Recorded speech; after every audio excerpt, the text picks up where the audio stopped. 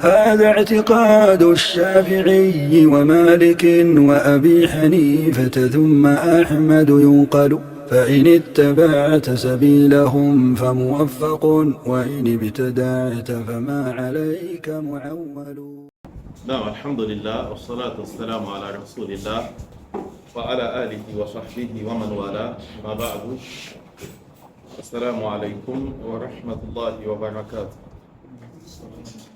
Non, donc nous étions en train de parler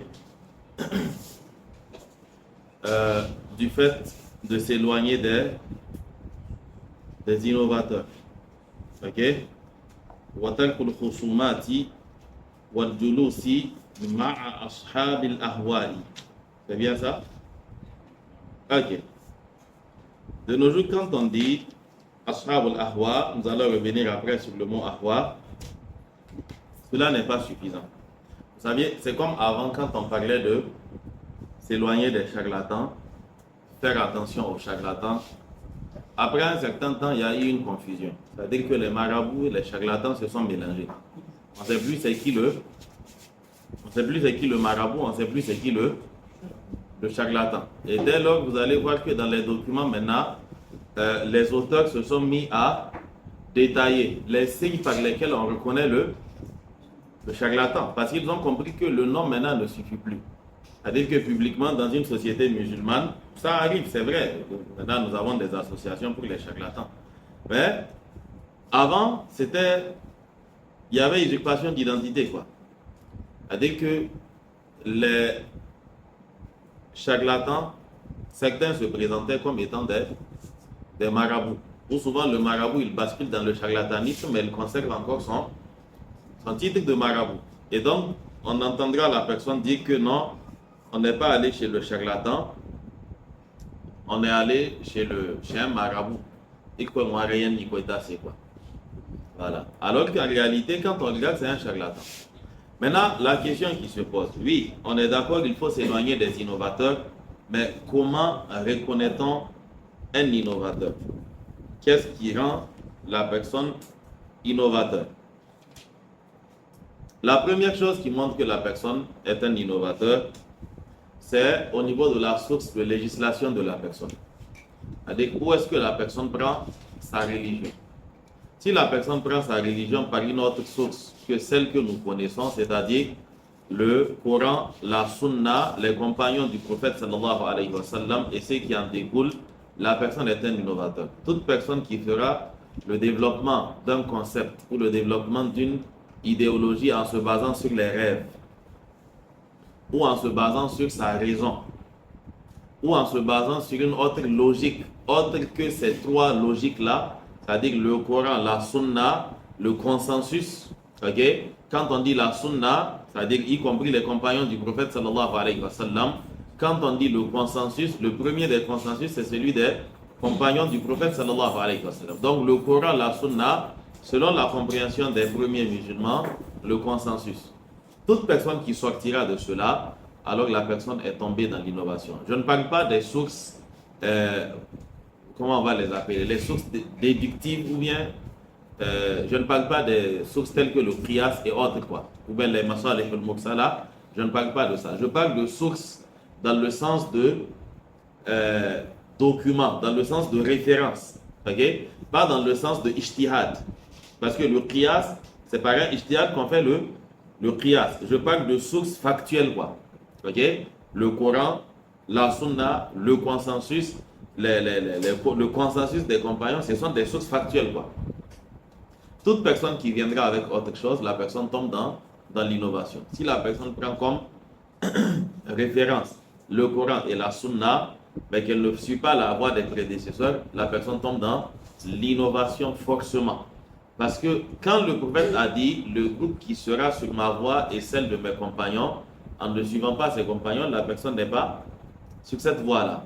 C'est lui qui dira le Coran et la Sunna, mais qui va se baser sur une lecture qu'on appelle une lecture mystique, okay, des textes, ou encore une lecture ésotérique des textes, la personne est tombée aussi dans l'innovation. C'est lui qui va se baser sur les rêves, Okay? Comme cela est le cas chez les soufis, la personne est tombée dans l'innovation aussi. Donc on reconnaît les gens de la sunna par la clarté de leur source de législation et on reconnaît les innovateurs par aussi leur source de législation. D'où est-ce qu'ils tirent leur religion. Okay? C'est le premier élément. Toute personne qui a une autre source de législation que ceux-là, la personne est forcément tombée dans l'innovation, qu'elle l'admette ou pas.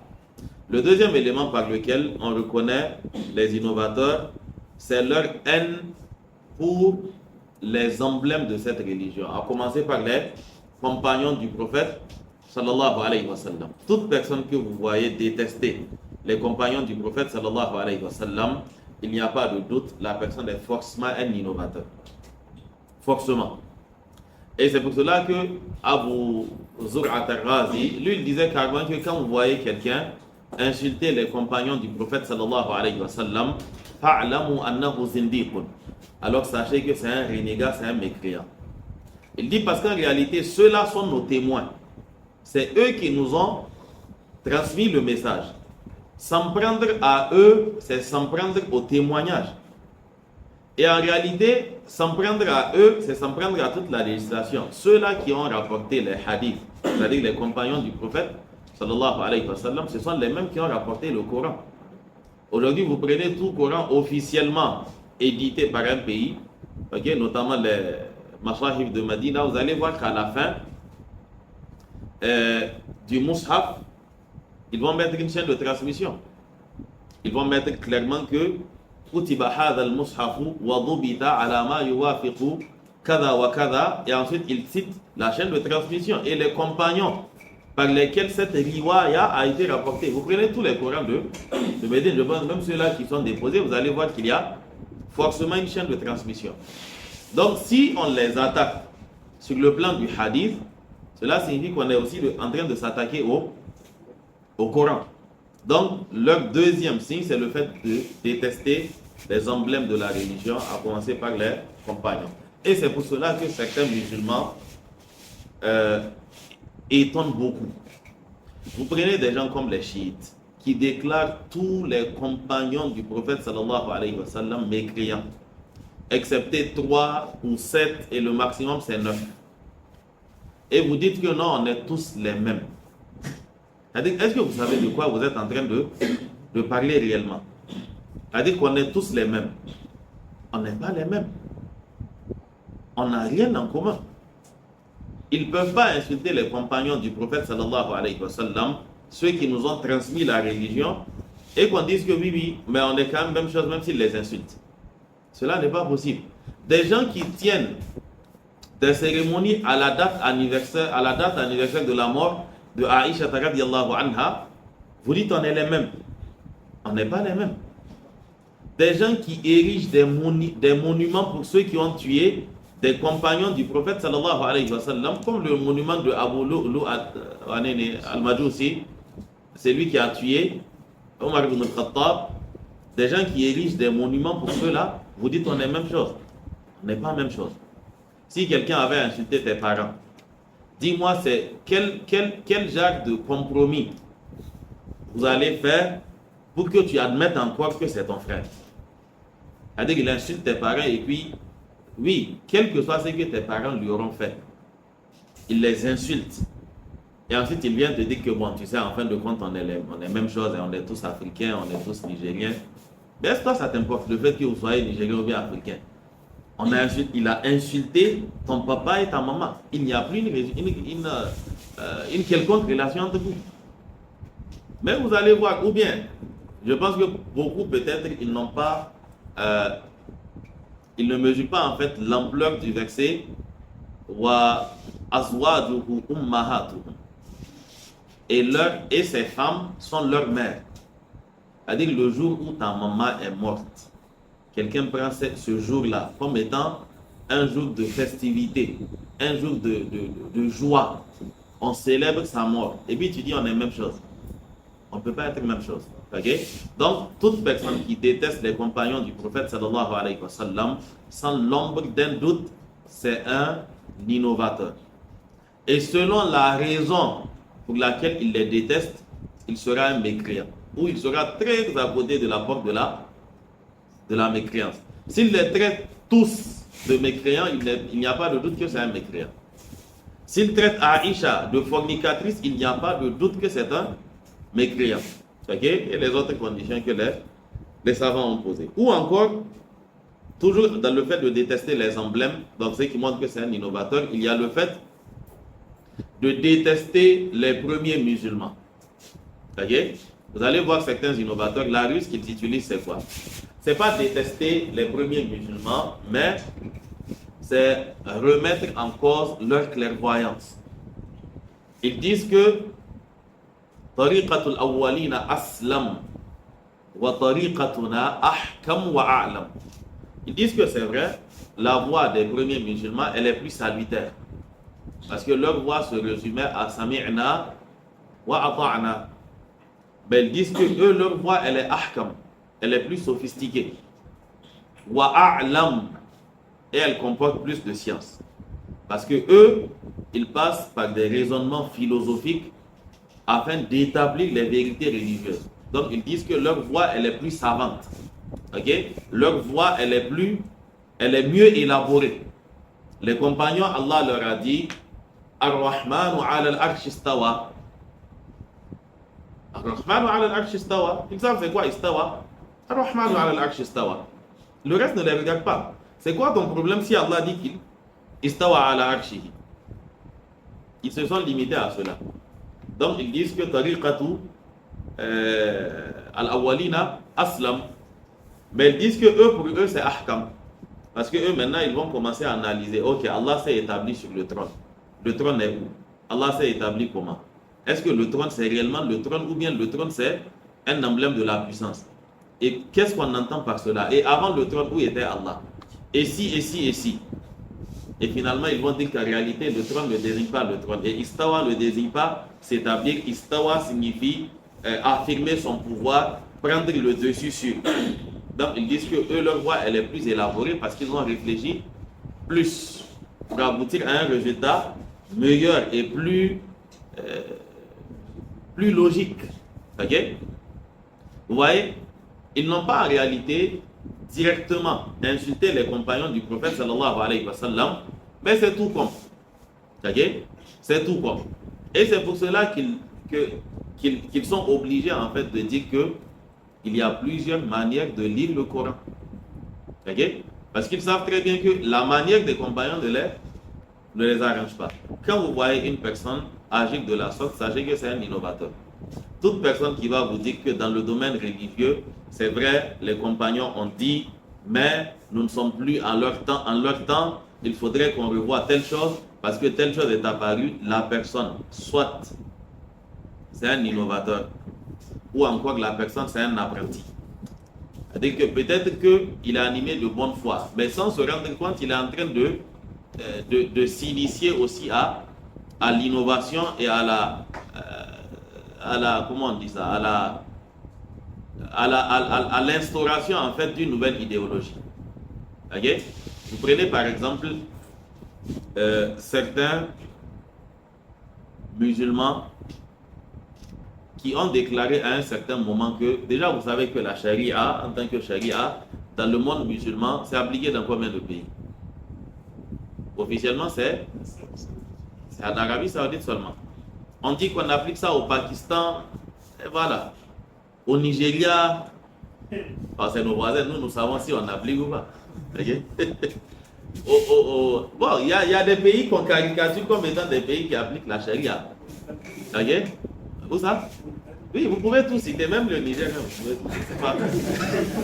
Tout ça, c'est pas un problème. Okay? Mais nous savons que c'est minoritaire dans la communauté. Mais vous allez trouver les Sahéliens. C'est le vent, c'est pas. Hein? Ok? Donc, vous allez trouver des gens, et c'est le cas d'Al Ramadan. À un moment, lui, son souci, il dit qu'il faut qu'il y ait un moratoire sur les sanctions pénales en islam. Vous savez, c'est quoi un moratoire? S'il y a des juristes ou bien des droitiers ici, ils vont peut-être. Voyez? C'est-à-dire qu'il faut qu'il y ait un moratoire sur les sanctions pénales. C'est-à-dire que partout où les peines sont appliquées, il faut qu'il y ait une suspension momentanée de la chose. Bon, dites-moi de vous à moi, on les applique où pour que tu viennes faire la promotion d'un moratoire? C'est quel pays qui les applique? Et puis, comment est-ce qu'on peut expliquer une suspension des peines de la religion? Déjà, on est en train d'essayer de faire la promotion de ces peines-là et on n'arrive même pas. Toi, tu dis il faudrait qu'on fasse, c'est-à-dire qu'on dise aux gens d'arrêter de les appliquer. Le seul pays qui les applique, c'est un pays qui est arrivé au point où il peut les appliquer. On n'a qu'à les appliquer ici. On n'a qu'à essayer d'appliquer ça ici, vous allez voir. Mais là où ils l'appliquent, c'est parce qu'ils sont arrivés à un niveau où ils peuvent l'appliquer. Ben, il dit qu'il faut qu'on fasse un moratoire. Un musulman, quand il est en face d'une situation, tant qu'il a été formaté, de sorte à ce que son réflexe soit de toucher aux ordres qui lui ont été donnés, plutôt que de rectifier sa situation, sachez que la personne a été entraînée à l'innovation. C'est-à-dire que tu es face à une situation. Au lieu de revoir la situation, c'est le texte que tu veux toucher. Pourquoi est-ce qu'on ferait un moratoire sur les sanctions? Il faut plutôt faire un moratoire sur l'état de la communauté. Ce n'est pas au texte qu'on va toucher. Sinon, il y aura un moratoire sur la prière. Parce que quelqu'un aussi trouvera que non, vu nos conditions, la prière ne peut pas être... voilà. Donc, il va demander un moratoire. Quelqu'un va demander un moratoire sur le mariage, parce que le mariage est trop cher. Et vous voyez la porte que ça va ouvrir. Donc, parmi les éléments par lesquels... Hein, il va pas? Alors, c'est le coup, on va faire. Il y a l'autre. La batterie est là, et puis on va basculer ça. Ok? Ok. Donc, si vous voyez une personne, c'était la deuxième, donc, le deuxième site par lequel on reconnaît les innovateurs. Si vous voyez une personne s'en prendre aux emblèmes, soit directement comme le font les chiites, soit indirectement comme le font certains égarés, donc à travers la rhétorique et autres, sachez que la personne c'est un innovateur. La troisième chose par laquelle vous allez reconnaître un innovateur, c'est une gêne qu'il ressent quand on parle de l'innovation ou des innovateurs. C'est-à-dire que toute personne qui est gênée, qu'on parle de l'innovation, ou encore qu'on parle des innovateurs, il y a un problème. Je pense qu'il y a plusieurs fois on a parlé de cet élément-là. Si tu n'es pas un innovateur, la chose c'est pas Banagidan Kuneva. Ça ne te gêne pas qu'on parle de l'innovation. Et je vous avais pris le cas de l'homosexualité ou bien le cas du vol ou autre. Vous voyez? C'est-à-dire qu'un objet disparaît dans une pièce. Un objet disparaît dans une pièce.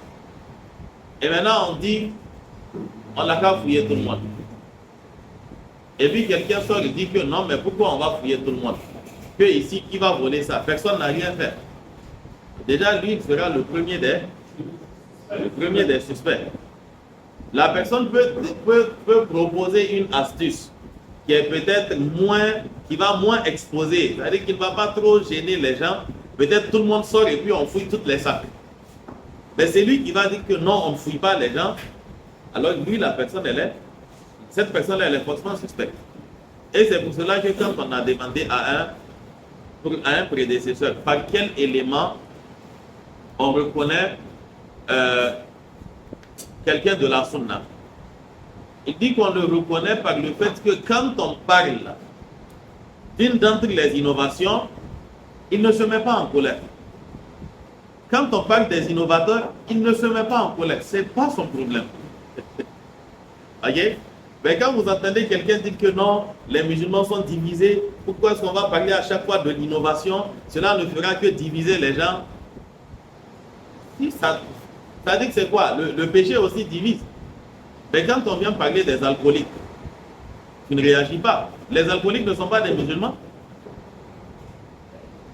On n'a pas d'alcooliques musulmans. Pendant le mois de Ramadan, Demander à ceux qui gèrent les maquis, les restaurants, les bars et autres, a dit que ça chute. Donc c'est parce que c'est nous qui, enfin c'est eux qui partent quand même. Voyez? Et dans tous les cas, c'est. On parle des alcooliques, tu ne te sens pas concerné. On parle des voleurs, tu ne te sens pas concerné. On parle des innovateurs, tu as un problème. C'est que toi aussi, tu es parmi eux. Ok? Donc, c'est le troisième élément par lequel on peut détecter un innovateur. Quatrièmement, on détecte l'innovateur par le fait qu'il ait toujours des excuses pour les innovateurs. Voyez? Mais il n'a jamais d'excuses pour les gens de la Sunna. Il a toujours des excuses pour les innovateurs. C'est-à-dire que quel que soit ce qu'ils vont faire, il va essayer de leur trouver des excuses. Mais la même chose, quand elle est faite par quelqu'un de la Sunna, elle ne peut pas lui trouver d'excuses. Vous allez le voir, c'est lui qui défend les chiites. Okay? C'est lui qui va trouver des excuses pour l'Iran, pour le fait de combattre les musulmans, ou pour le fait d'insulter les compagnons du prophète sallallahu alayhi wa sallam. Mais il ne peut pas trouver d'excuses pour l'Arabie saoudite. Il y a des questions à se poser. Si les mêmes excuses qu'on donnait de l'autre côté, on les donnait de ce côté, on ne serait pas dans cette logique-là dans nos propos. Ok? Donc c'est le quatrième élément. Le quatrième élément. C'est le cinquième que je vais citer. Le cinquième élément par lequel on détecte les innovateurs, c'est aussi le fait que, au niveau des textes, ils se réfèrent toujours à ce qui est équivoque. Ils se réfèrent toujours à ce qui est équivoque. Le hadith vient clairement. Wa kullu bid'atin dalala. Et puis maintenant, lui, il dit là, il y a kullun kulliya et kullun juz'iyya. Il dit que quand on dit kullu, c'est pas tout. Et son argument, c'est quoi? Dans l'histoire des Ad, qu'Allah nous parle de Wadkur akha Adin, id anzara qawmahu bil ahqaf. À un endroit, Allah dit que quand ils ont vu le nuage, ils ont dit que Hadha aridun mumtiruna. Voici un nuage qui va nous accorder de la pluie. Ok? Allah dit bal huwa masta'jaltum bihi rihun fiha adhabun alim. Allah dit tudammiru kulla shay'in bi amri rabbiha. Ils disent que dans le verset, Allah a dit, en ce qui concerne le vent qu'il va envoyer, tudammiru kulla shay'in bi amri rabbiha. Voyez que la pluie, le vent qui est avec, elle détruit toute chose sur son passage par la permission de son Seigneur. Allah dit fa asbahu la yura illa masakinu. Et ils se sont retrouvés dans un état où on ne voyait que leur maison. Ils disent voilà, on a dit que le vent détruit tout et on a dit encore qu'on voit leur maison. Donc cela signifie que là-bas, quand on a dit kullu bid'atin dalala, cela signifie qu'il y a aussi des bid'as qui ont résisté à ce kullu-là. Là-bas, on te parle d'un peuple, on te parle du vent, on te parle des gens qu'il a envahis, des gens qu'il a détruits. Tu dis non, comme on a dit qu'il y a des maisons qui sont restées, c'est que quand on dit kullu, c'est pas kullu. Et c'est pour cela que Aïcha radiyallahu anha, elle dit que le prophète sallallahu alayhi wa sallam a dit, quand tu vois des gens se tourner vers ce qui est équivoque et délaisser ce qui est clair dans la législation, alors sache que c'est d'eux qu'Allah parlait. Quand dans le début de la sourate Ali Imran, Allah subhanahu wa ta'ala nous dit هو الذي أنزل عليك الكتاب منه آيات محكمات هن أم الكتاب وأخر متشابهات فأما الذين في قلوبهم زيغ فيتبعون ما تشابه منه ابتغاء الفتنة وابتغاء تأويله وما يعلم تأويله إلا الله. Allah dit c'est lui qui a fait descendre le livre. Et dans ce livre, il y a des versets qui sont clairs. Et ce sont ces versets qui représentent la base du livre. Et il y a d'autres versets qui sont équivoques qu'on ne peut comprendre qu'à la lumière des versets qui sont clairs. Allah dit que ceux qui ont une maladie au cœur, ceux qui sont égarés, alors eux, qu'est-ce qu'ils font? Ils suivent les versets qui sont équivoques et ils font cela ibtira al-fitna, en cherchant toute voie d'égarement. C'est-à-dire qu'en suivant ces versets équivoques-là, ils vont forcément s'égarer. Donc quand vous allez voir que dans la pratique religieuse de la personne, elle est toujours dans ce qui est équivoque, sachez que la personne est un innovateur. Sachez que la personne a forcément emprunté une voie d'innovation qui ne peut en aucun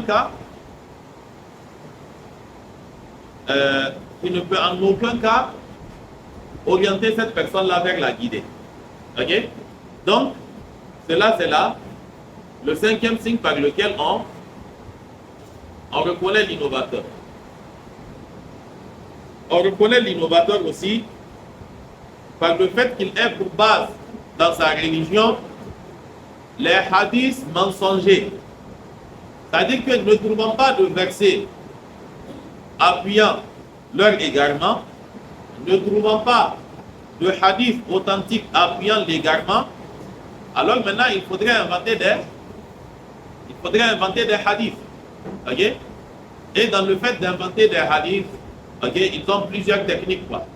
Et c'est pour cela que Imam Suyuti, dans son Alfiya, en parlant de Al-Wadda'u, c'est-à-dire ceux qui inventent les hadiths, il dit que les pires d'entre ceux qui inventent les hadiths, ce sont les soufis. Ok? Parce que les soufis, eux, ils inventent le hadith et ils espèrent encore qu'Allah les récompense pour ce mensonge.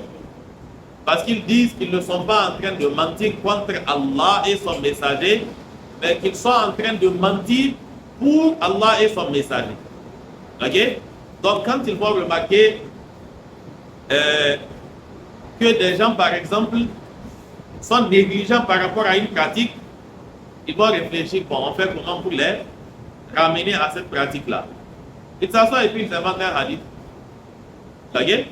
Et vous allez trouver des hadiths souvent sur les mérites de certaines sourates.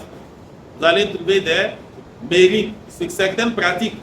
Souvent la pratique peut être légiférée, mais ils vont inventer une récompense pour la pratique là. Ok? Et souvent la pratique à la base même, elle n'est pas légiférée.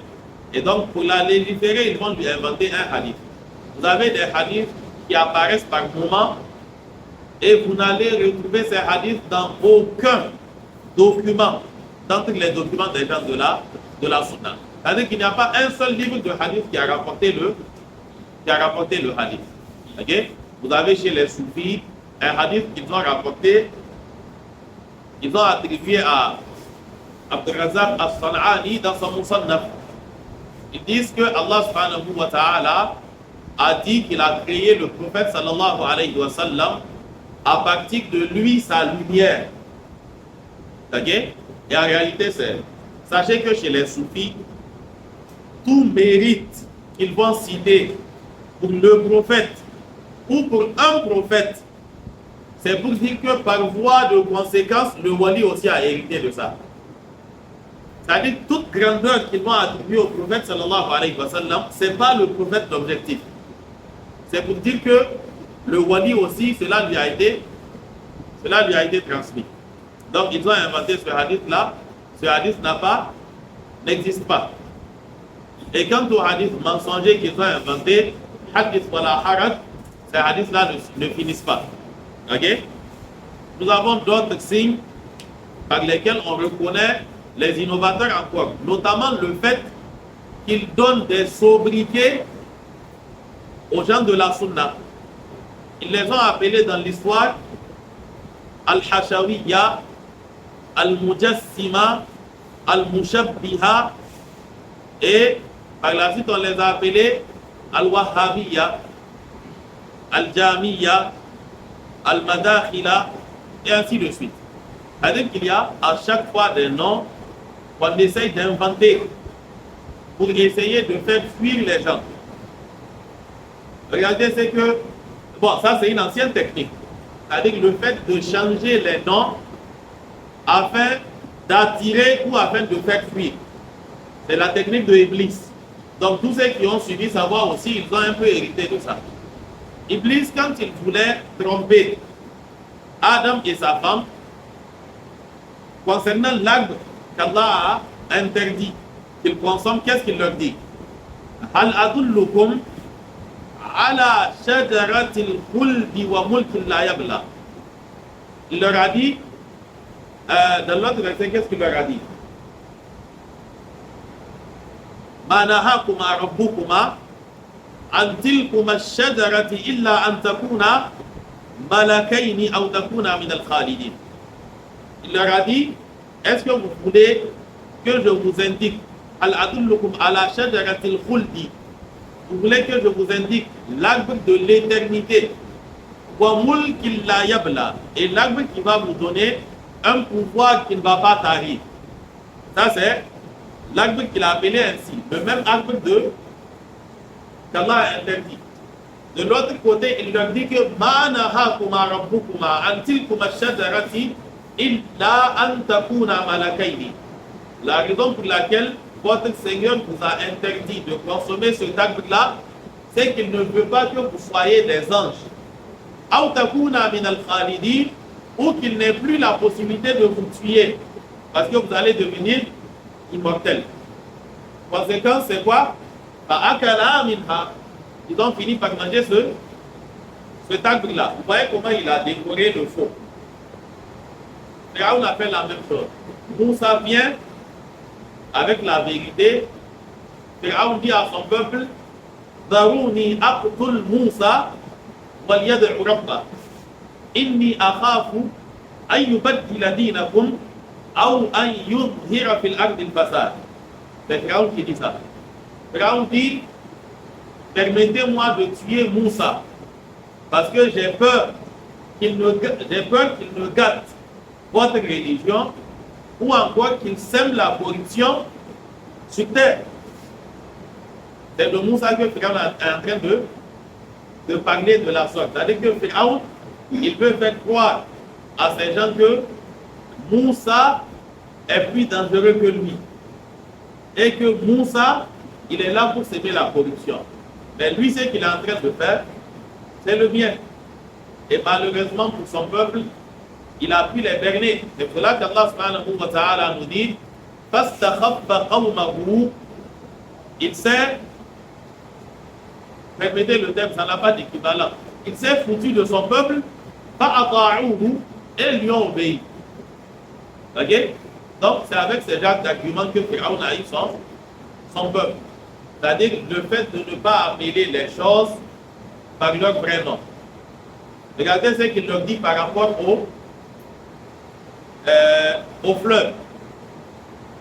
Il leur dit, je suis votre Dieu. Alaysa li mulku Misra wa hadhihi al-anharu tajri min tahti. Il dit, vous n'avez pas vu tout Misra. Je suis son roi. Et vous ne voyez pas que même le Nil passe en bas de mon château. Il leur dit que c'est la preuve que je suis. Et réellement,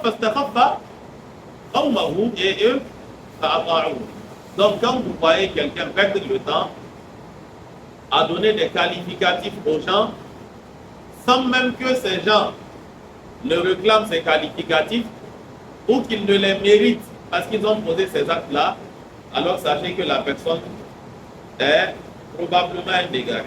Okay? Il y a bien d'autres signes, mais on n'a pas besoin de tout citer. Le dernier que nous allons citer, c'est ce que Ahmad ibn Hanbal nous a interdit. Le fait d'avoir pour compagnie les innovateurs. Le fait d'avoir pour compagnie les innovateurs. Ok?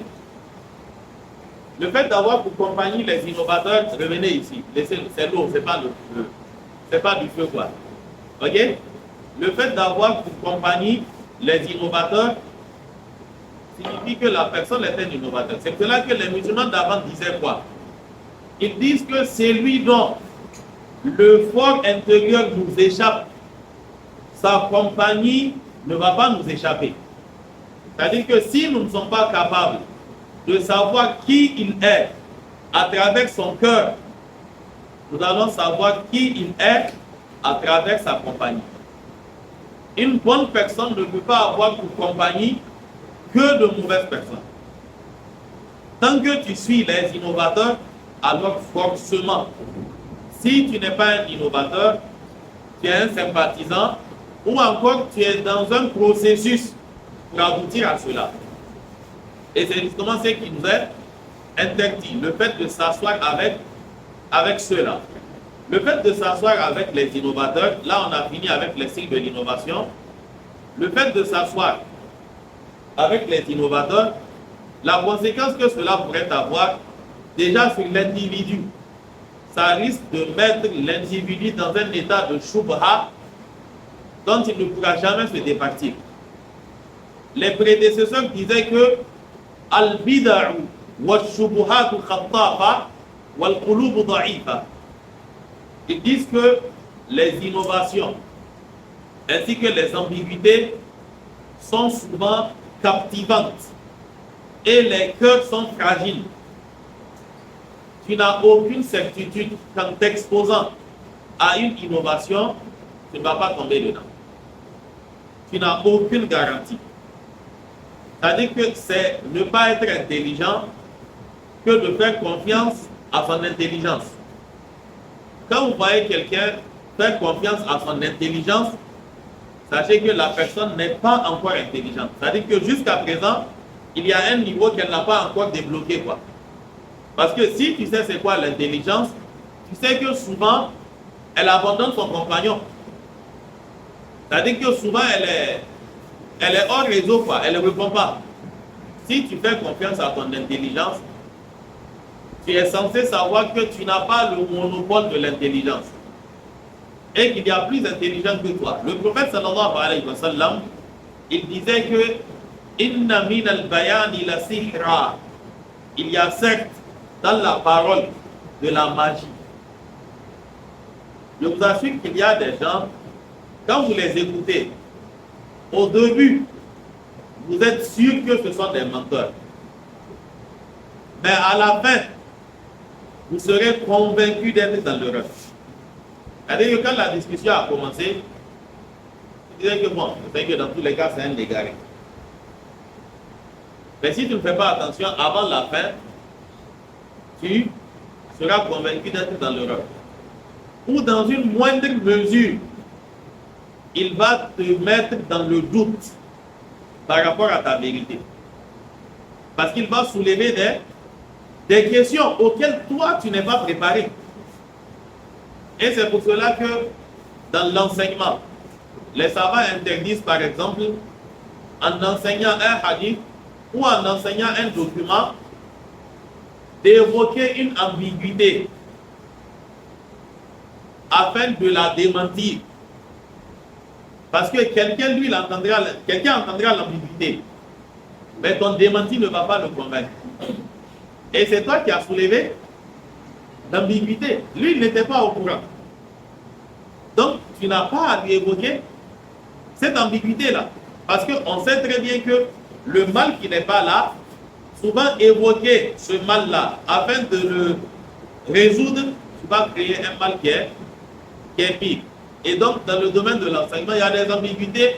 Tu tiens compte du niveau avant de les évoquer. Et il y a des ambiguïtés que vous n'allez jamais voir dans les livres d'enseignement. Ok? Ça sera dans des livres qui sont propres aux savants. Vous allez voir des documents tels que de Ibn Taymiyyah, un document qui fait en 12 volumes. Tu sais que ce n'est pas pour qu'on vienne l'enseigner. Ok? C'est-à-dire que c'est entre eux là-bas, ils vont se partager des choses. Vous allez tomber sur des documents où tout un volume est consacré à une discussion. S'il te dit ça, alors réponds-lui en 15 points, en lui disant tant. Généralement, au premier point, déjà, on t'a laissé. Voyez? Donc, je reviens encore à cet aspect-là. Les cœurs sont fragiles Et donc, par conséquent, il ne faut pas s'exposer. En aucun cas, tu ne dois t'exposer. Et c'est justement la parole comment on l'appelle, de Abdurrazak As-Sanani, quand il disait que, il dit que Al-Qulubu da'ifatun wa ad-dinu laysa liman ghalab. Il dit que la religion est, le cœur est fragile. Et la religion n'est pas toujours pour celui qui a gagné. C'est-à-dire que tu discutes avec quelqu'un qui a plus d'ambiguïté que toi. Ok? Tu discutes avec quelqu'un qui a plus d'ambiguïté que toi. Il te soulève certaines ambiguïtés. Tu n'as pas la garantie de pouvoir répondre à ces trucs-là. Même au cas où tu réponds et qu'il s'en va, il t'a laissé avec un mal. Et c'est ce qui fait que même quand quelqu'un sort de l'innovation, dans le domaine de la sunna, dans un premier temps, on ne lui fait pas confiance. Parce qu'on se dit qu'il y a des séquelles de l'innovation qui ne vont pas le laisser. Il y a des séquelles de l'innovation qui ne peuvent pas te laisser du jour au lendemain. C'est-à-dire que tu vas passer du temps avant de pouvoir t'en débarrasser. Regardez par exemple certaines personnes qui ont voyagé dans le monde de l'innovation. Je prends un exemple, Abul Hassan al-Ash'ari. Il était sur la voie des Mu'tazila. Il s'est retrouvé chez les Mu'tazila, les Kullabiya et autres. Et finalement, quand on dit Abul Hassan al-Ash'ari, c'est de lui que vient le nom Ash'ariya. Il a déclaré clairement qu'il a laissé cette aqida-là, dont le vrai nom est Kullabiya, mais c'est lui qui en a été le promoteur, donc ça a pris son nom à l'Ash'ariya. Bon, il a aussi un peu arrangé ça, il a apporté des retouches, quoi. Donc, son nom est resté dessus, ok?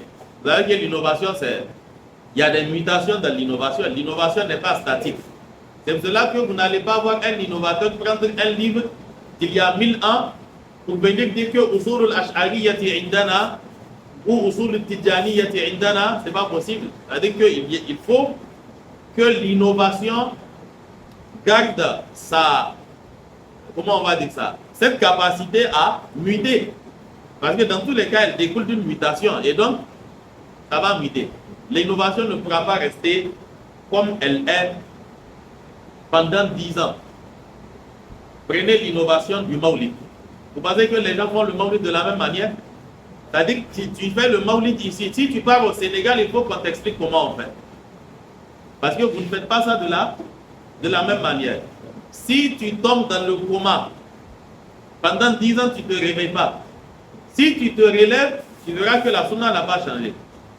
On fait tout de la même manière.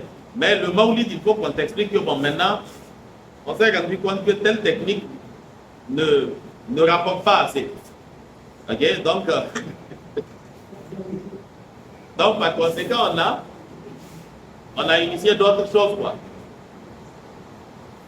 Dans un pays pas trop loin d'ici, il y a des chefs qui ont remarqué que quand ils font le Maulid, le même jour, il y a des pertes, quoi. C'est-à-dire que les fidèles ne peuvent pas être partout à la fois. Donc forcément les fidèles se partagent. Ce qui occasionne des pertes. Donc ils s'entendent et puis ils planifient. Le Maulid, premier jour c'est chez un tel. Okay? Après quelques jours, on va chez un tel. Et après, on va chez un tel. Et là, ça fait le consensus des innovateurs. C'est-à-dire que là, je ne vais pas m'en prendre à toi. J'ai eu ma part, tu as eu ta part, et puis il a eu sa part. Okay? Donc, qu'est-ce que je disais par rapport au danger? Donc, le danger qu'il y a dans le fait de... Le danger qu'il y a dans le fait de s'asseoir avec l'innovateur, de l'écouter ou de le lire, c'est qu'il va te mettre dans le doute toi aussi. Ok? C'est-à-dire que toi aussi, tu ne pourras pas rester... Il va te laisser avec quelque chose. Et donc, on ne les écoute pas. Et je vous assure qu'il y a des gens, vous les écoutez, Même si tu vas voir Gustave pour qu'il t'explique, il va t'expliquer, mais après l'explication, tu lui diras, mais il a dit. C'est-à-dire que toi, tu es tombé malade, c'est fini. Je parlais de Abu Hassan al-Ash'ari, c'est ça? Il s'est repenti. Il a déclaré haut et fort qu'il est revenu à la voie des prédécesseurs. Et il précise, il dit, je reviens sur la même voie, sur la voie sur laquelle était Ahmad ibn Hanbal. Il a clairement dit ça.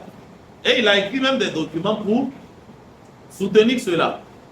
Par exemple, Al-Ibanatu an usul al-diyana. Mais malgré cela, malgré le repentir, il y a eu des séquelles qui sont restées. Il y a eu des séquelles qui sont restées. Vous avez beaucoup d'entre eux qui ont essayé d'écrire des documents dans d'autres domaines qui ne sont pas des domaines de la Aqidah, dans des domaines de usul al-fiqh, dans des domaines de ilm al-hadith, mais l'innovation les a suivis là-bas. C'est-à-dire qu'en écrivant ces documents-là, il y a des chapitres qu'ils ont insérés qui n'ont rien à voir avec ces domaines-là. Ok? Le chapitre portant sur le majaz. Quand on parle de majaz, c'est pour c'est-à-dire, est-ce que tous les versets sont au sens littéral ou bien il y a des versets où ce n'est pas le sens littéral qui est voulu. Bon, vous savez que quand ça commence ici, c'est qu'il y a de l'arnaque derrière. Ok? C'est-à-dire que la personne commence à dire que là, ici il y a majaz, ici c'est al-haqiqa, ici c'est tel que c'est écrit, mais ici il y a majaz. Donc, tu vois que ton majaz n'est pas mon majaz. Là où ça ne t'arrange pas, il y a majaz. Là où ça ne m'arrange pas, c'est aussi majaz. Donc c'est le début de l'arnaque comme ça. Donc ces genres de chapitres ont été insérés. Et il y a d'autres exemples. Fakhruddin al-Razi, il est considéré comme étant un des mentors de la Ash'ariya aussi. Lui aussi c'est la même chose. Ok? Lui aussi il est dans la même situation. C'est-à-dire qu'il a fait le tour des écoles. Tout ce qu'il est rentré dans la philosophie, il est sorti, il est rentré dans telle chose, il est sorti. Et à la fin, il a tiré lui-même sa conclusion. Il dit qu'il n'y a pas une seule faculté, un seul pôle de science, un seul domaine de la rhétorique ou de la philosophie qui a un lien lointain ou proche avec l'islam qu'il n'a pas fréquenté. Mais il dit qu'à la fin, il n'a récolté que le doute. Il n'a récolté que les ambiguïtés. Et il dit qu'en fin de compte, il s'est rendu compte que la aqidah de la vieille dame est plus saine que pour lui. C'est ce qu'on appelle aqidatul ajuz. La aqidah de la vieille dame. Comme la aqidah de l'esclave, à qui on a demandé Aïn Allah. Elle dit Fis sama. Banalement, Man anta et Man ana. Elle dit Anta Rasulullah. Tu es le messager d'Allah. On a montré un de ses grands à une dame. On lui a dit que cet homme-là, Indahu alfu dalil. Indahu alfu dalil ala wujudillah. Il est capable à travers la rhétorique, à travers le raisonnement, que ce soit le raisonnement par l'absurde, ou bien le raisonnement par le doute, ou le raisonnement par l'abstrait, ou le raisonnement par la relation de cause à effet ou autre, par toutes ces voies rhétoriques-là, il peut te montrer qu'Allah existe. La vieille s'est étonnée. Elle dit Afillahi shakkun. Est-ce qu'il y a un doute au sujet d'Allah pour qu'on passe par toute cette magie-là pour me dire qu'Allah existe? Okay? Donc, c'est pour cela que l'un d'entre eux, il disait que Nihayatu iqdam al-uquli iqalu wa aktharu sa'i al-alamina dalal. Il dit qu'il s'est rendu compte qu'en fait, quand tu utilises la raison pour essayer de rentrer dans le domaine religieux, c'est-à-dire que tu tomberas forcément sur une corde. Nihayatu iqdam al-uquli. C'est-à-dire que le summum de l'avancée des raisons, iqalun, c'est une corde. C'est-à-dire que la raison, elle est limité. Il dit wa aktharu sa'il alamina dalal. La plupart des efforts que les gens vont fournir, là où c'est le domaine religieux, la révélation est déjà venue, il dit la plupart des efforts qu'ils vont fournir, c'est de l'égarement. Avec que quand tu dis que le raisonnement des compagnons est trop simpliste et que toi tu dois approfondir, tu vas t'égarer. Et Fakhruddin al-Razi, il est mort avec ce regret-là. Abu Hamid al-Ghazali, l'auteur du document Ihya Ulumuddin, qui est traduit la revivification des sciences de la religion, ou bien un titre comme ça. Lui aussi, c'est la même chose. Il s'est repenti à la fin de sa vie et son regret, c'était le fait de n'avoir pas. Il est rapporté qu'il est décédé en portant Sahih al-Bukhari sur son ventre. C'est-à-dire qu'il l'avait sur sa poitrine et il regrettait le fait d'avoir perdu le temps avec les philosophes. Il a écrit plusieurs documents. Des documents sur comment on dit ça, la philosophie. Et quand il sort d'une de ses facultés, il écrit contre la faculté. C'est-à-dire que c'est ainsi qu'il a erré. Il rentre dans telle secte, il sort. Il écrit Ar-Raddu ala al-Batiniya. C'est-à-dire qu'il est sorti, maintenant il réplique contre eux. Il rentre dans les falasifa, il sort, il fait Ar-Raddu ala al-Falasifa. Il rentre, ouais, il a erré. Et tous ces documents qu'il écrit, souvent dans sa manière de riposter, vous allez voir qu'il utilise la manière d'une des sectes d'où il est sorti pour répliquer. Donc c'est de l'amalgame. Et ça sera le sort de toute personne qui va vouloir prendre une voie autre que celle du prophète sallallahu alayhi wa sallam, ou qui voudra prêter oreille, aux innovateurs. Ça c'est l'individu. L'individu qui va s'exposer aux innovateurs, ça sera son sort. C'est-à-dire que si tu te dis que non, tu vas prêter oreille, par exemple, là, un temps, il y avait un monsieur là, c'est pas un Malaisien ou bien un Pakistanais, Imran Hussein. C'est un Malaisien, vous vous rappelez, Imran, c'est ça, on dit Imran Hussein. Voilà, qui s'est déclaré spécialiste des signes de la fin du monde là. Alors, il s'est autoproclamé aussi expert en géostratégie, expert en pas mal de choses.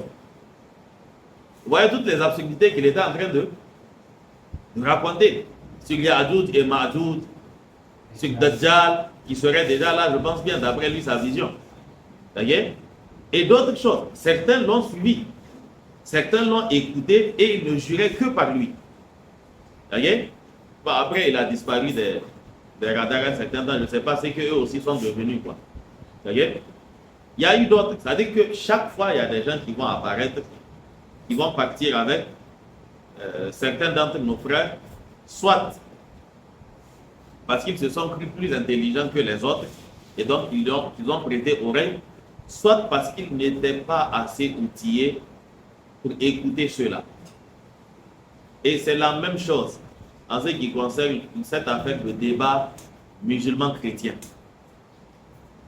C'est-à-dire que là, on a parlé, vous voyez, l'auteur Ahmed ibn Hanbal, il a fait exprès. Il a cité Watarkul khusumati wal julusi ma'a ashabil ahwa'i, et le fait de délaisser les débats et le fait de s'asseoir avec les innovateurs. L'objectif en s'asseyant avec eux, souvent dans un premier temps, c'est de débattre. Il dit on ne débat pas et on ne s'assoit pas. Si ton objectif en t'enseignant c'est de débattre, on ne fait pas ça. Nous allons revenir sur le fait de débattre après, Inch'Allah. Ok? Ceux qui s'adonnent à cette affaire de dialogue, débat, comment vous appelez? Débat interreligieux. C'est ça, non? Non, il y a un nom carrément, comme si c'était une discipline là. Religion comparée. Ok? Les experts en religion comparée, qui ne sont pas capables de citer un seul verset tout droit. Ok? C'est-à-dire sans que le verset ne trébuche quelque part, ou bien qu'il trébuche avec le verset quelque part. Et qui s'auto-proclament des experts en religion comparée. Ok? Très souvent, ce sont des gens qui n'ont aucune maîtrise de leur aqida, même sur le plan islamique. Et vous allez voir que pendant le débat, ils disent souvent certaines choses qui sont fausses sur l'islam. Souvent, ils disent certaines choses qui sont fausses, comme, c'est-à-dire qu'ils déclarent comme étant des points de similitude avec, comment on dit ça, avec le christianisme. Ok?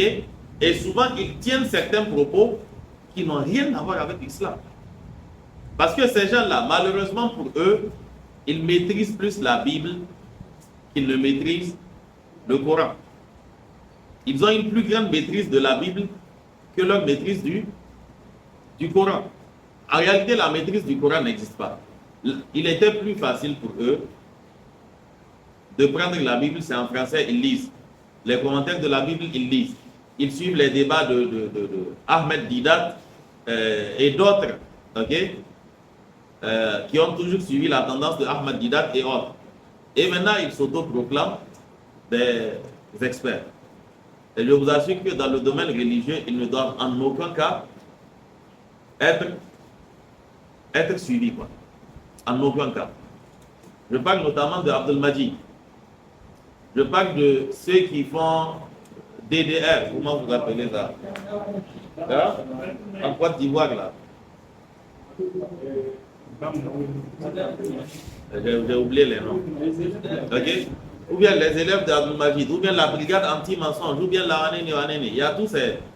Ok? C'est-à-dire que tout cela, d'abord, je vais mettre en place je vais parler de quelques principes. En islam, je pense qu'on l'a dit plusieurs fois, tes efforts là, c'est entre toi et Allah. Hein. C'est-à-dire que ça ne te donne pas ce qu'on donne aux députés là, l'immunité. C'est-à-dire que ton effort pour la religion ne te confère pas l'immunité. C'est-à-dire que tu n'atteins pas un niveau où tu seras à l'abri de reproches. Tant que la voie que tu suis, il y a des erreurs dedans, alors forcément ces erreurs doivent être mentionnées. Le problème quand tu ne maîtrises pas l'islam et que tu décides de débattre avec d'autres confessions, tu vas mettre dans l'islam quelque chose qu'il n'y a pas. Et dans leur religion, tu affirmeras faux ou vrai des choses sur lesquelles l'islam s'est tu. Le prophète sallallahu alayhi wa sallam, il dit en dehors de ce qui a été déclaré clairement faux, quand ceux-là vous rapportent des choses, ne les croyez pas, ne les démentez pas. C'est-à-dire que ça les regarde. Que tu viennes débattre avec quelqu'un, alors que tu as un problème au niveau de ta maîtrise de la religion, ça traîne. Certains d'entre eux, à travers ces débats, je vous assure qu'ils sont tombés dans la aqidah de ceux qui disent que Isa ibn Maryam est mort. Certains d'entre ces groupes que j'ai cités, ils sont d'avis que Isa ibn Maryam est mort. Or, la aqidah de la sunna, comme l'a dit Allah subhanahu wa ta'ala, Allahu ilayh. Allah l'a, wa ma qataluhu wa ma salabuhu. Ils sont d'accord que oui, Allah ne l'a pas été crucifié, mais ils disent qu'il est mort. Comme le disent ces sectes-là. Okay? Certains d'entre eux sont d'avis que le Mahdi n'existe pas. Je ne parle pas du Mahdi des chiites, quoi. Okay? Le Mahdi en islam, c'est un homme normal. Il n'a aucune particularité. Le prophète parle d'un dirigeant qui viendra à la fin des temps dont le nom sera Muhammad ibn Abdullah, qui va instaurer la justice sur terre. C'est juste un roi. Il n'a aucune particularité. C'est-à-dire qu'il ne fait rien de... Il va aux toilettes, il fait tout normalement. Ok? Donc, ce n'est pas une créature extraordinaire. Quoi. Ok? Mais c'est par lui qu'Allah va ramener la justice sur terre. Donc, toutes ces choses-là, il les traite de mensonges. Et avec le temps, vous allez voir qu'ils ne connaissent rien de cette religion-là. J'entendais un d'entre eux dire que ne pensez pas que l'Arabie Saoudite soit un pays qui un modèle d'islam, quoi. Ok? Que la seule chose que nous avons en Arabie Saoudite, c'est juste parce qu'il y a la Kaaba. Bon, regardez, l'Arabie Saoudite, c'est vrai. Nous, le pays Arabie Saoudite, ce n'est pas notre problème. Nous avons nos lieux saints là-bas et c'est ce qui nous importe. Mais trouvez-moi un seul pays au monde. Vous avez en islam la valeur personne se juge à travers deux aspects. La ilaha illallah, Muhammadur Rasulullah. C'est-à-dire le tawhid et la sunna. Trouvez un seul pays au monde qui fait la promotion du tawhid. C'est quel pays? Si vous citez l'Iran, ah bah. Tawhid. L'un de leurs cheikhs, Ali al-Qurani, il disait quoi? Il disait que da'watullahi wahdahu shirkun. Wa da'watullahi ma'a Ali tawhid. Et si tu invoques Allah seul, tu as fait du shirk. Et si tu mets Ali, là c'est du tawhid. C'est pas ceux-là qui vont. C'est pas un pays de. Ils n'ont jamais dit qu'ils étaient un pays de tawhid, parce que le socle du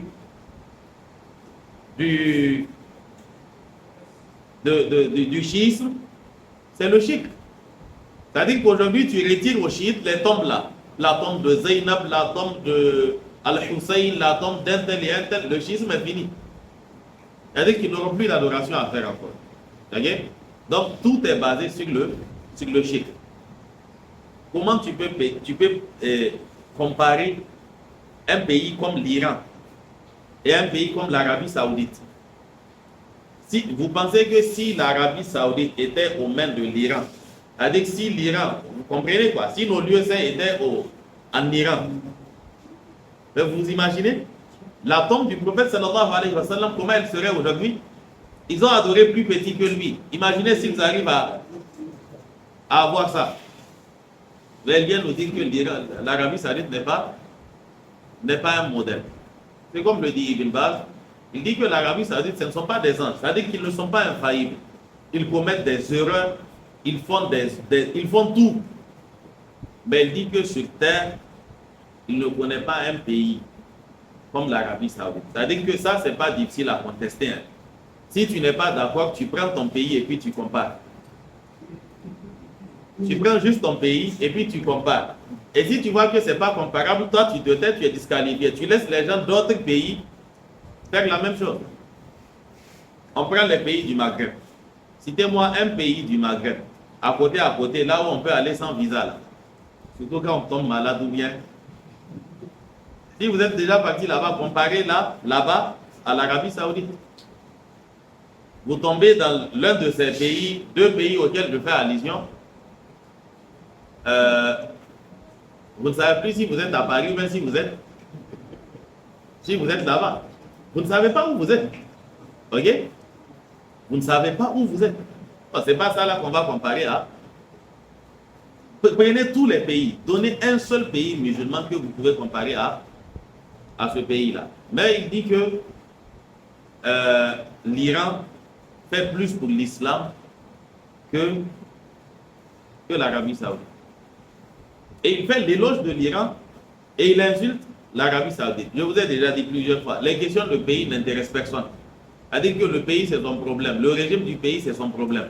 Mais, un peu de quand même, quoi. Si tu veux comparer, c'est-à-dire compare des choses qui sont comparables.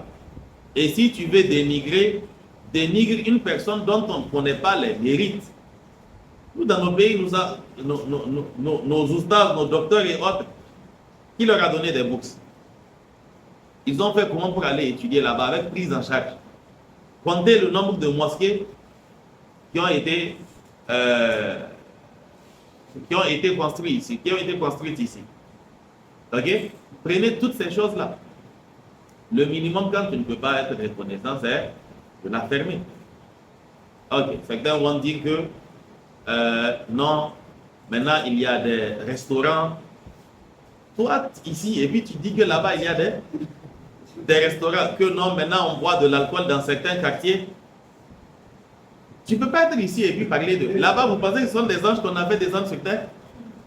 Il y aura forcément, de temps à autre, des tentatives. Parce que eux aussi, ils sont exposés aux mêmes problèmes que nous ici. Nous aussi, nos gars, quand ils partent étudier à l'extérieur, quand ils reviennent sains, ils reviennent avec des idées tordues. Ils reviennent avec des idées tordues. Que non, mais dans ce pays, les gens prient trop. Quelqu'un qui est au service, on fait l'appel à la prière. il rend le service et puis il part prier. C'est avec ces gens de mentalité, ils reviennent. Eux aussi, là-bas, ils ont ces problèmes-là. Donc, nous gérons les mêmes types de problèmes. C'est-à-dire que les cas naturels, là, ce n'est pas ici seulement les uns. Tout comme on a des gens ici dont la tête est là-bas, eux aussi, ils ont le même problème. Et donc, forcément, il y aura des guerres de courant, quoi. Ok? Mais, quoi qu'on dise, pour tout musulman qui est attaché au tawhid et à la sunna, l'Arabie saoudite reste encore une fierté. Regardez, par exemple, l'une des fiertés au conseil de l'ONU, c'est-à-dire que là-bas, à New York, quand il y a un deuil qui est décrété, on fait descendre tous les drapeaux, on les met en berne. Vous voyez, quand on fait descendre le drapeau au milieu de la barre là, mais l'Arabie saoudite, en accédant déjà, ils ont notifié cela. Notre drapeau ne descend pas parce que quelqu'un est mort.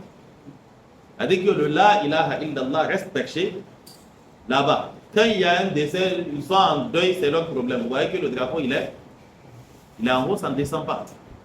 Bon, nous, en tout cas, pour nous, ça...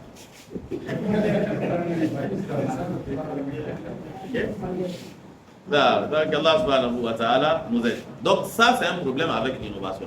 Ce monsieur-là, par exemple, il y a souvent des contacts qu'il a avec certains innovateurs qui lui ont créé ces ambiguïtés-là. Donc, c'est un réel danger pour un musulman de fréquenter les innovateurs. C'est un réel danger. Vous savez, c'est un danger de fréquenter toute personne à qui tu ne peux pas ressembler. Aujourd'hui, tu fréquentes un alcoolique. Je vous assure que ton aversion pour l'alcool ira en diminuant. C'est quoi le problème? C'est un alcoolique. Avant que tu le fréquentes, tu avais une aversion, une haine pour tout ce qui a trait à l'alcool. Mais tu commences à le fréquenter et puis tu te rends compte qu'il est intègre. Il tient parole. Il est généreux. Ok? Il est ceci, il est cela. C'est humain. C'est-à-dire que ton cerveau commence à réajuster les choses, quoi. C'est une question de coefficient, c'est-à-dire de balance, quoi. Au début, c'était ce défaut-là. Maintenant, tu te rends compte qu'il a aussi d'autres qualités. L'innovateur. Au début, tu avais un dédain pour la chose. Tu as commencé à le fréquenter. Masha'Allah, il lit bien le Coran. Quand il lit le Coran, tu sens la chair de poule. Je ne sais pas pourquoi on appelle pour l'humain aussi chair de poule. Ok, tu sens la chair de poule. Ou encore quand il lit, ça te pénètre le cœur. Ça a déjà commencé. Ou bien quand il lit le Coran, il passe son temps à pleurer. Il y a un comme ça, un Salih al-Maghamsi. Dès qu'il commence à parler, il se met à pleurer. Vous savez, dans le domaine de la sunna, même quand tu pleures là, c'est-à-dire que tu n'impressionnes pas. Hein. C'est-à-dire qu'à la base, c'est ce que tu es en train de dire qu'on est en train d'écouter. Quand tu pleures, c'est entre toi et qui? C'est entre toi et Allah. Ok? C'est-à-dire que tu pleures, mais on écoute encore ce que tu dis. Si c'est vrai, c'est vrai. Si c'est faux, c'est faux. Et le fait que tu aies pleuré aujourd'hui, pour nous, nous n'allons pas dire que c'est une preuve que la personne-là craint Allah au point où elle ne peut pas lui désobéir. C'est entre toi et Allah. Demain, tu trébuches, on te soulève, quoi. C'est ainsi dans le domaine religieux. Comme je vous l'ai dit dans la religion, si tu veux rester à l'abri, il ne faut pas prendre la parole. Ok? Maintenant, pour ce qui concerne le danger de l'innovation sur la communauté. Nous avons évoqué le fait que quand ceux qui sont vus comme étant des modèles, se taisent ou encore fréquentent les innovateurs, ça donne du poids à l'innovation. Ça donne du poids à l'innovation. Imam Shafi'i, il avait déjà mis en garde contre cela. Il disait que si chez les savants, les sources de la législation, ok, je paraphrase un peu pour qu'on voit un peu la logique du raisonnement. C'est-à-dire que chez les savants, les sources de la législation, c'est le Coran, la Sunna, le consensus, avec l'interprétation des premiers musulmans. Mais chez l'ignorant, le savant fait partie des sources de législation. Chez l'ignorant, le savant fait partie des sources de législation. C'est-à-dire le simple fait qu'il te voit faire quelque chose selon l'estime qu'il a pour toi, lui, pour lui, ce que tu es en train de faire, c'est la sunna. Je vous ai déjà raconté un cas qui nous était arrivé, ça fait un certain temps, dans une cité universitaire hors d'ici. Un jour, les imams avaient décidé qu'ils allaient faire, c'est-à-dire qu'ils allaient utiliser, qu'ils allaient faire d'autres sunnahs, quoi, au lieu de faire 2. Okay? Peut-être que les frères avec qui cela est arrivé, en regardant ça, ils vont s'en rappeler. Donc, on faisait 2, comme ce qui se fait habituellement. Les frères ont dit que non, on va appliquer toutes les sunnahs. Donc, ils ont fait 4, 2, 1. Vous voyez Tarawih, quoi, je parle de Tarawih. Quand le premier jour où ils ont fait 2 rakats et ils n'ont pas fait le tahiyya, ils se sont mis debout, les autres qui étaient derrière ont dit Subhanallah. Les frères ont continué, l'imam a continué. Il n'avait pas informé les gens à l'avance. Donc il a fait ses 4, s'est assis. Donc après on a expliqué aux gens que en fait c'est la sunna, ça fait partie des sunnas. Et dans la sunna, quand une chose est rapportée de plusieurs manières, on varie quoi. Okay? Le lendemain, comme quand, pour diriger la prière, pour que la chose soit encadrée, on définit à l'imam la partie à lire. Okay? C'est-à-dire que selon que l'objectif soit de désigner le Coran ou autre. Une chose est sûre, les imams sont passés, la prière est terminée, il restait le 8. Et on s'est rendu compte qu'il y a une rakat qui manquait. Comment on a fait pour savoir qu'une rakat manquait? Il restait la lecture d'une rakat. Exemple, vous prenez par exemple 10 sourates à lire. Vous finissez, et puis il y a une sourate qui reste. Donc quelque chose s'est passé. Donc ceux qui étaient devant avaient commencé à discuter. Mais qu'est-ce qui s'est passé? Comment se fait-il qu'il reste encore quelque chose à lire, quoi? Donc c'est là les frères d'hier qui avaient dit Subhanallah. Ils ont dit qu'en fait il y a un des imams en priant. Il a fait une rakat impaire. C'est-à-dire que là où on faisait 2, il a fait 1. Ou bien là où il devait faire 4, il a fait 3. Mais que comme hier ils ont dit Subhanallah, on leur a dit que c'est une sunna. Eux quand ils l'ont vu faire une rakat impaire, ils se sont dit que c'est sunna. Donc c'est pour cela qu'ils n'ont pas dit. Ils n'ont pas dit Subhanallah. Donc vous voyez à quel point ça. Hier vous leur avez dit que c'est sunna. Aujourd'hui ils ont vu une autre manière. Ils ont conclu que c'était la sunna. Et donc ils n'ont pas fait de remarques. Donc souvent la confiance que les gens ont par rapport aux religieux fait que les religieux doivent être prudents dans leur manière d'agir. C'est-à-dire que tout ce que tu feras peut être pris comme justificatif. Même un tel, on l'a vu, il a fait. Toi, tu sais que c'est-à-dire que tu n'as pas dit aux gens de te prendre comme modèle. Mais c'est humain. C'est-à-dire que les gens, quand ils te respectent pour telle chose, ils vont finir par te suivre. Okay? Donc, ce qui fait que là aussi, ça va créer un autre problème. Le fait que ceux qui soient devant se taisent, ou encore le fait qu'ils aient ce genre de fréquentation-là, forcément, ça va induire aussi les autres en erreur. Ce qui fait que de nos jours, là, je vais un peu élargir le champ. De nos jours, toi, un religieux, quand tu travailles dans le domaine religieux, fais très attention. C'est-à-dire qu'un politicien ou un richard ou encore une personne douteuse vient te voir et puis elle te demande quels sont les besoins. Je veux te construire telle chose, je veux financer tel domaine, quoi. C'est-à-dire que sois très méfiant. Surtout quand ce sont des choses qui sont filmées ou autres. Dis-lui qu'il n'y a pas de besoin, ça va. C'est-à-dire que s'il y a il n'a qu'à amener Piawata, là tout le monde va boire et puis c'est fini. Mais si jamais tu ouvres la porte, c'est-à-dire qu'il y aura forcément, je ne sais pas comment on va appeler ça, trafic d'intérêts, ou bien il y aura des conflits d'intérêts dans tous les cas. Parce que si il finance et que toi tu dis nous allons faire des invocations pour monsieur Intel, il a financé, il a fait telle chose, avec que ta crédibilité là, ça commence à prendre un coup. Surtout si tu fais son éloge, alors que les gens savent qu'un tel trempe dans telle mauvaise chose. Donc ça ne se fait pas. C'est un musulman comme les autres. C'est-à-dire que son avec de politique et autres, c'est entre lui et ses confrères, quoi. S'il vient, il dit qu'il veut faire quelque chose dans le domaine religieux, à mon avis, là je donne mon avis, on n'est pas dans le domaine de Sunna et Bida. Le mieux pour toi dit que non, c'est pas la peine. S'il insiste, qu'il le fasse entre lui et Allah. C'est-à-dire qu'il n'y a pas de publication, il n'y a pas de... Voilà. Si c'est pour être mis en avant qu'il a fait ça, dis-lui que ça ne risque pas d'arriver. Il le fait dans l'anonymat. Ou sinon, qu'il aille le faire dans la mosquée de son quartier, où souvent le compteur le compteur clignote là, ou bien comment on dit ça, le compteur bip. Il n'a qu'à aller mettre les unités là-bas et puis ça va arrêter de biper. Mais du fait qu'il voit une occasion de médiatiser la chose, il rentre dedans et ça crée des problèmes. Il y a eu certains qui ont été victimes de la chose.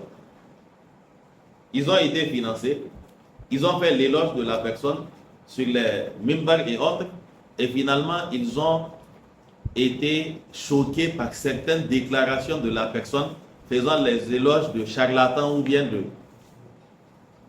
Oh, c'est vous qui avez...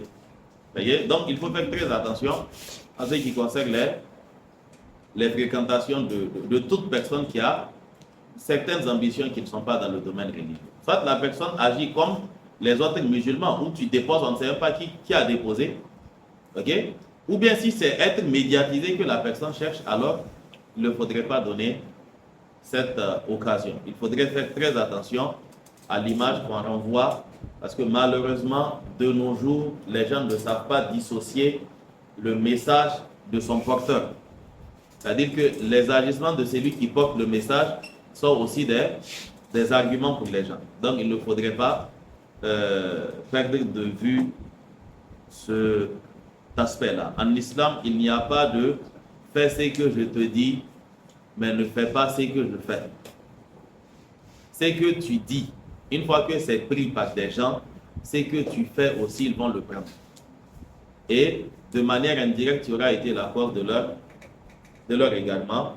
C'est un peu ce que nous pouvons dire sur le fait de délaisser les assises avec les innovateurs.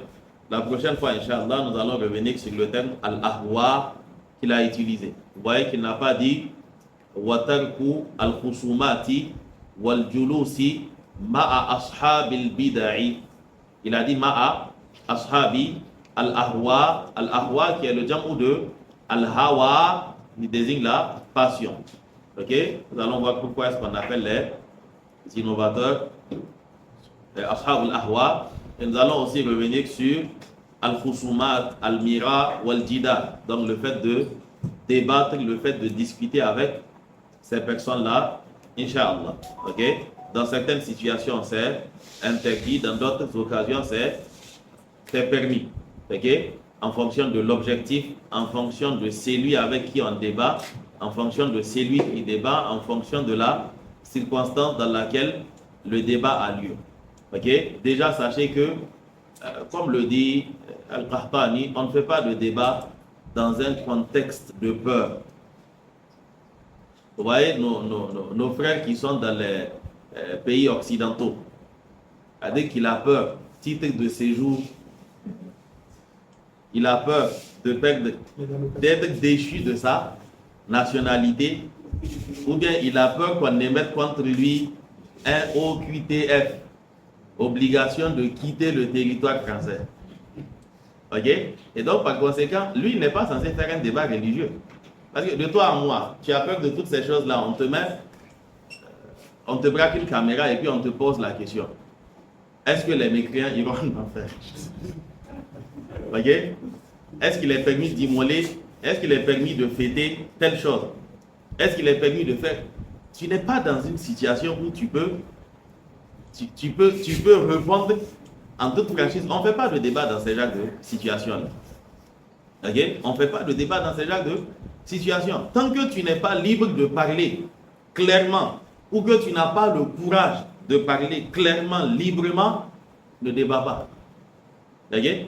Ne débat pas. Parce que si tu débats et que tu ne dis pas toute la vérité, ou encore que tu fais de la rétention d'informations, en réalité, tu vas induire des gens en erreur. Okay? C'est qui fait que,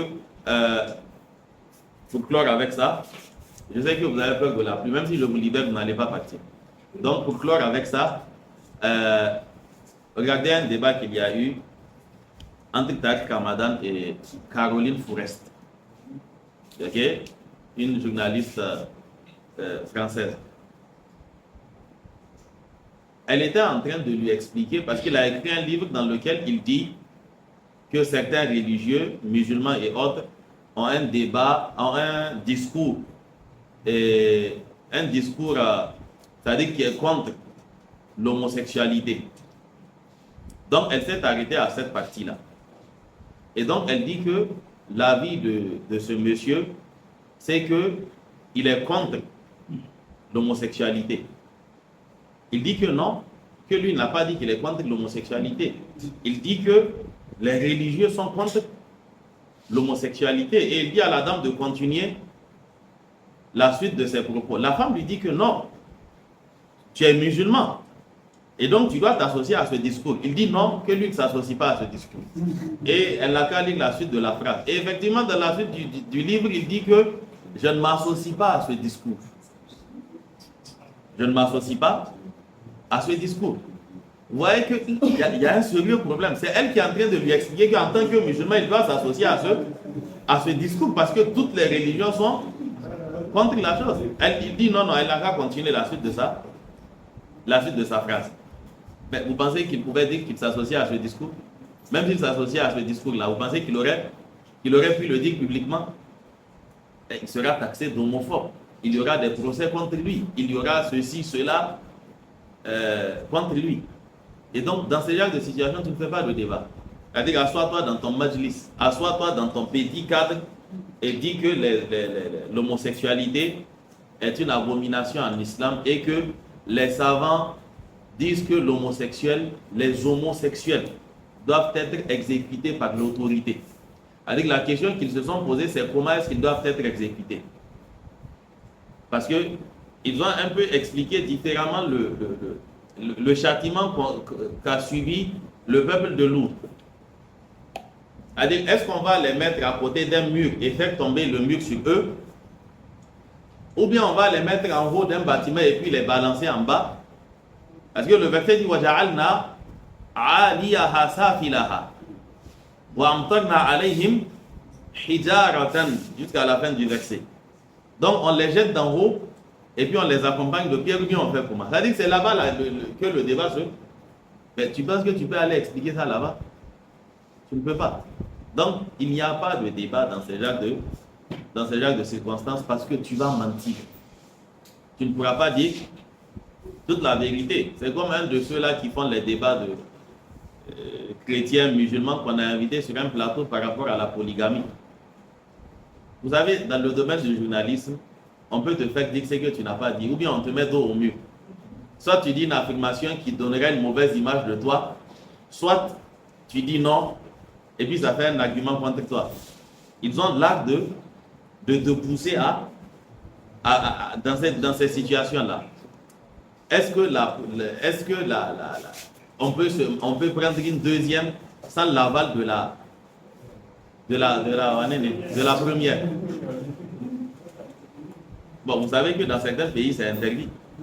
Alors, pour prendre une deuxième, tu dois prouver que la première est d'accord. Ok? Alhamdulillah, on est bien ici. Allah nous aide. بارك اللهم وبحمدك أشهد أن لا إله إلا أنت أستغفرك وأتوب إليك صلى الله على نبينا محمد وعلى آله وصحبه وسلم السلام عليكم ورحمة الله وبركاته